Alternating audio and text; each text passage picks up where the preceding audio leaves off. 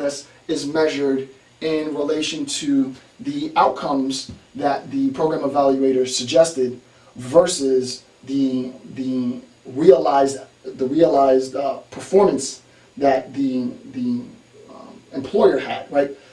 You said that it would do Y and it did Y, right? My profits are up, good. You said that it would do Y, my profits would go up, and my profits haven't changed. It failed.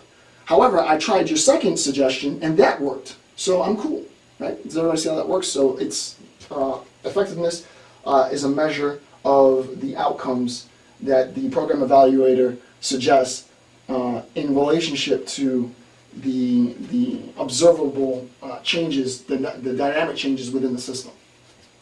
All right? So we're almost finished. We only have 3 more to do. The last thing is, the last main thing really, is the impact, right? An impact, instead of making a quick assessment, like 2 months, 3 months, 6 months after the suggestion was implemented, impact is always going to be more of a historical view of this system. Suggestions for the system change took place in 2010. It wasn't until 2026 that all of those suggestions were actually realized. Thus, the impact of the original suggestions, right? 20, 30 years prior, the impact of the original suggestions from the program evaluation weren't fully realized until this point. So that impact, you can have what's known as generational impact, right? You can have generational impact. And the classic example has to do with sort of, well, there's a lot of classic examples, but the first example that comes to my mind is the sort of the evolution of the motor vehicle, right? The motor vehicle initially didn't have any seatbelts, right? Program evaluators went in and said, hey, you guys need to have seatbelts. I don't know what the order is, right? But actually, I think it was seatbelt before windshield wipers, right? So it didn't have seatbelts or windshield wipers. And then program evaluators went in and said, hey, you really need to have seatbelts. So they got seatbelts. It made it better. And then someone said, hey, you need to have windshield wipers. And hey, they put in windshield wipers and it made it better. And someone said, hey, guess what? You should have airbags. And it got better, and it got better. So that when we're talking about impact with respect to the system, in this example, a system of a car, you can see how the initial evaluation, the initial suggestions might take some time, right, to fully realize. The impact might not be realized until much, much later. Why? Because in discussing impact, you're talking about a historical account, right? It's a historical account.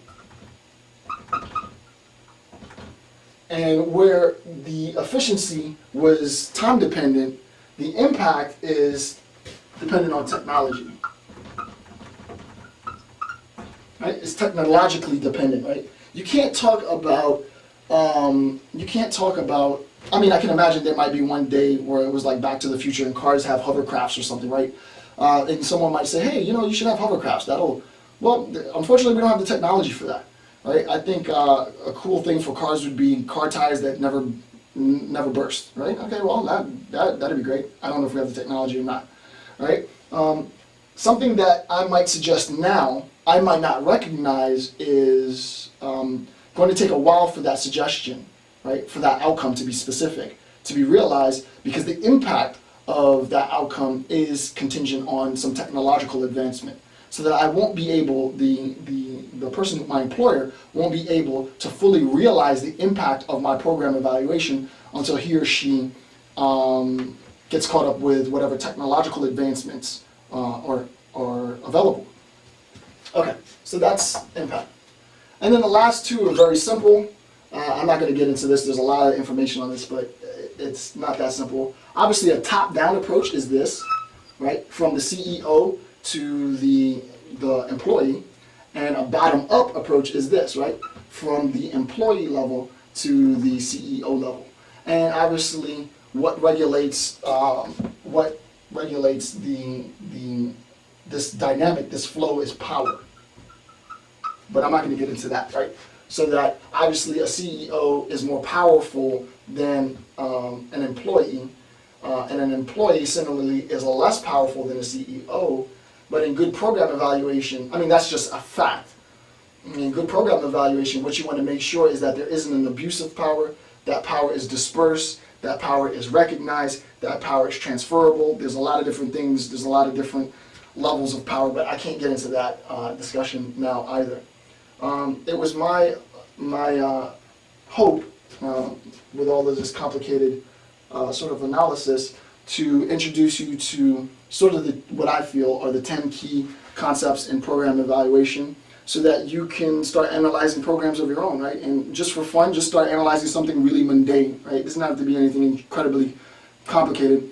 And then as you get better at this, and it's actually fun, I think, you can start to analyze exceedingly complex systems and trying to identify, by coding it, exactly where deficiencies within the processes of the system might reside, and then make solutions, figure ways to test what the function is, determine what the function is, check how efficient that is, and then after you've made your outcomes and your solutions, your suggestions, check the effectiveness of your suggestions. And it's a habitual process. As soon as you start it, someone stopping it apart, as soon as you stop it, it's ready to start again. It's cyclical, it goes forever. But hopefully this has been an informative analysis of program evaluation, because to be honest with you, program evaluation is an extremely difficult thing to discuss. It's extremely difficult to sort of grab hold of in the literature, not because authors like to make it complicated, but because the very nature of program evaluation is pretty complicated. And I hope, if I was successful, that I made it a lot simpler.